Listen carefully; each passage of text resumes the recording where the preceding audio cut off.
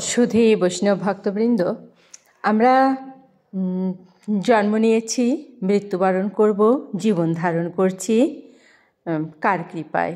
স্বয়ং মহাপ্রভু পরমেশ্বর দয়াল ভগবানের কৃপায় আমরা জন্ম নিয়েছি, মৃত্যুবরণ করব এবং জীবন ধারণও করছি সেইভাবে। মৃত্যুর পরে আমি কোথায় যাব, কী করব, এর মোক্ষম উদ্দেশ্য হচ্ছে মোক্ষ লাভ করা। আমরা মোক্ষ লাভ করব কিভাবে? আমরা কর্মযোগের মাধ্যমে মোক্ষ লাভ করব। কর্মযোগটা কি? কর্মযোগ হচ্ছে কর্মের মাধ্যমে ঈশ্বরকে স্মরণ করা।